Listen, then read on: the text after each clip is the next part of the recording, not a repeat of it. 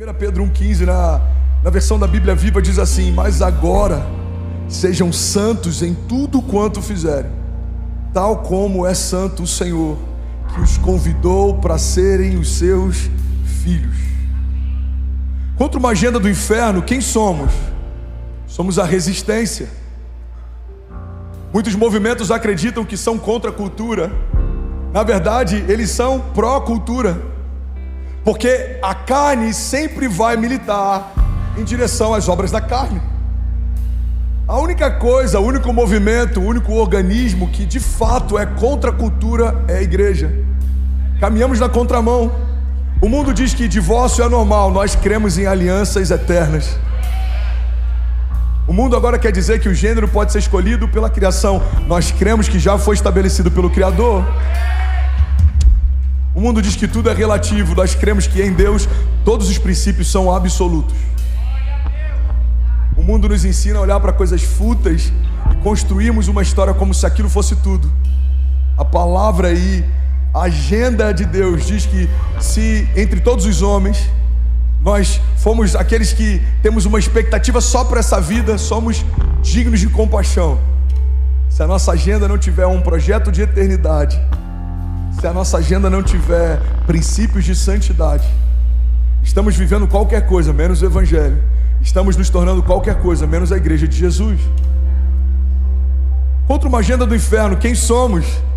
Somos a resistência.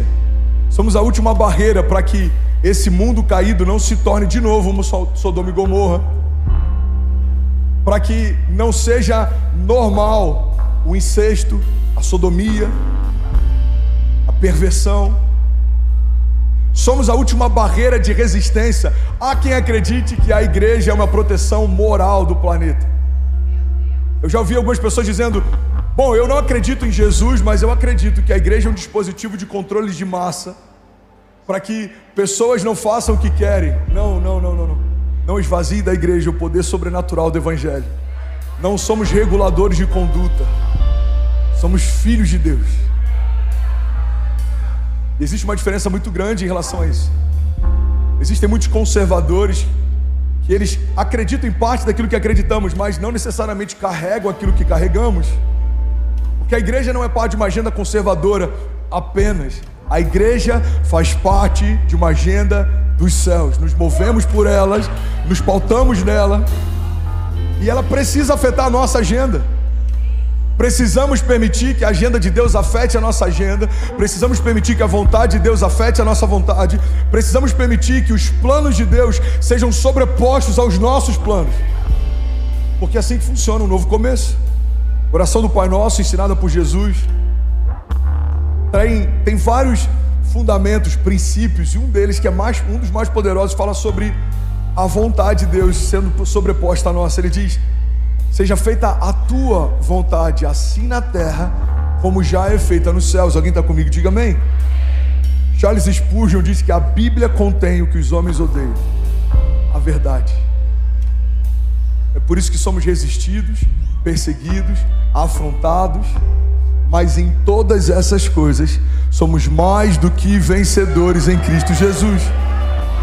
Irmão, não se engane, a luz não é barulhenta. A luz, ela nem sempre ela vai ser como um grito alto ou como um clamor histérico. Não. A luz nem sempre ela vai falar. Ela não carrega voz, não faz parte do dispositivo dela. Mas a luz, ela tem um princípio. Ela traz para nós clareza sobre o que nos cerca. Pastor, eu não estou entendendo. Eu vou simplificar para você. Quando você está no seu quarto e acende a luz, coloca a mão sobre o interruptor, a luz não fala: André, cuidado com a cama, está 5 passos à sua direita. Cuidado com a cabeceira, está logo ao lado da cama. Alguém já viveu algo assim? Você acendeu a luz no seu quarto e a luz começou a direcionar você? Alguém aqui? Uma pessoa ali deve ter uma luz extraordinária. Talvez uma luz da Alexa, não sei. Uma nova tecnologia, talvez. Por que isso não acontece? Porque a luz não é barulhenta. A luz, ela tem um propósito de nos fazer discernir. E assim é a palavra de Deus.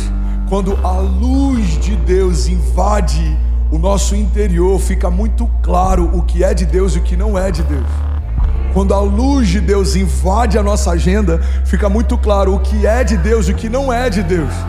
Quando a luz de Deus invade os nossos projetos e sonhos, fica muito claro o que são projetos e sonhos de Deus e o que não são projetos e sonhos de Deus. A Bíblia diz em Salmo 119: lâmpada para os meus pés é a tua palavra e luz para o meu caminho. O problema é que tem muita gente que está na igreja, crê em Jesus, mas não tem usado a Bíblia como a luz que ilumina os seus caminhos e como aquilo que vai trazer sentido aos seus passos. Irmão, sem perceber, tem pessoas que creem em Jesus, que fazem parte da igreja, mas que conhecem mais life hacks de grandes palestrantes do que princípios da palavra. O que é interessante, eu acho até engraçado, é que 90% de todos os life hacks e tudo que a gente vê pessoas palestrando tem no seu fundamento um princípio bíblico milenar. Então usamos palavras diferentes para falar o que a Bíblia sempre falava. Billy Graham dizia que a Bíblia é mais atual do que o jornal de amanhã. A Bíblia diz que o mundo jaz no maligno, mas a Bíblia também diz que Cristo em nós é a esperança da glória. E é sobre isso que eu quero falar nessa manhã. Alguém está comigo? Diga amém. Alguns nos condenam por falar a verdade. Alguns chegam ao ponto de dizer que se falarmos sobre o Evangelho, vamos afastar pessoas da igreja, vamos afastar pessoas do convívio. Mas a verdade, irmão, é que se falarmos do Evangelho, vamos afastar pessoas do inferno. É para esse lugar que Deus nos chamou. Não vamos nos calar, não vamos negociar, não vamos retroceder. Romanos 6,23 diz: porque o salário do pecado é a morte, mas o dom gratuito de Deus é a vida eterna, por Cristo Jesus, o nosso Senhor. Se tem uma coisa que eu aprendi, irmão, é que o nosso posicionamento é um retrato da nossa fé. E se formos neutros no nosso posicionamento, estamos deixando claro que somos neutros na nossa fé. Se formos covardes no nosso posicionamento, estamos deixando claro que somos covardes na nossa fé. Mas se formos ousados no nosso posicionamento, estamos deixando uma mensagem clara para o mundo: somos ousados pela fé. A Bíblia diz, eu amo essa passagem, a Bíblia diz que os ímpios fogem sem que haja ninguém a persegui-los, mas os justos são ousados como um leão. John Stott diz que a fé que aceita Cristo deve ser acompanhada pelo arrependimento que rejeita o pecado. Não faz sentido desejarmos a Cristo, mas não abraçarmos a plenitude do que Ele propõe. Jesus é santo, Deus é santo, o reino de Deus se move em santidade, a palavra de Deus expressa a santidade, o povo de Deus precisa ouvir sobre santidade, falar sobre santidade, caminhar em santidade. Alguém comigo aqui, diga amém. Quantas vezes eu já tive crise em trazer uma palavra como eu estou trazendo hoje, e por muitas vezes o meu questionamento ou a minha dor era: Deus, eu prefiro uma mensagem evangelística, porque assim o pecador ele não vai fechar o coração ao longo da mensagem, assim a gente vai conseguir atrair mais pessoas para ouvir sobre o Evangelho. E eu lembro, irmão, que eu pastoreava jovens ainda, quando um dia Deus questionou essa minha crise. Deus disse: filho, por acaso Jesus era evangelístico? Eu falei: claro, ele é a base do Evangelho, ele é a essência do Evangelho, ele é a pedra fundamental do Evangelho. Deus disse para mim: mas o meu filho também falava arrependa-se, e estabelecia princípios pelos quais parte da multidão que gostava de vê-lo fazer não queria ouvi-lo falar. O Sermão da Montanha, por exemplo, fala a respeito de um dia em que Jesus começa a estabelecer princípios, ele começa a falar sobre fundamentos, ele começa a falar sobre santidade, ele começa a falar sobre as bem-aventuranças, e a Bíblia diz que parte da multidão começa a ir embora. Eles não queriam ouvi-lo falar, eles queriam vê-lo fazer, porque isso é um ponto interessante sobre a diferença entre multidão e filhos. O ajuntamento de multidão não significa muita coisa para Deus, nem para os céus. Por quê? Porque as multidões amam ver coisas diferentes acontecendo. As multidões seguiam Jesus em parte para viver milagres e em parte para assistir milagres. Mas quando Jesus começa a falar sobre fundamentos do reino, automaticamente começa a ser dividido quem queria só vê-lo fazer e quem amava ouvi-lo falar.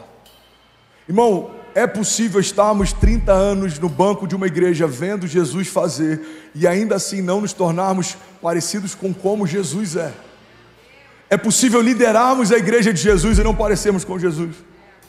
É possível fazermos parte da igreja de Jesus e não parecermos com Jesus.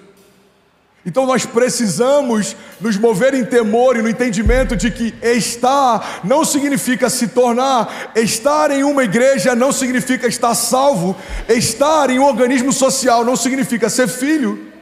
A única coisa que nos dá acesso ao reino de Deus é um novo nascimento, e não há novo nascimento sem a morte do velho.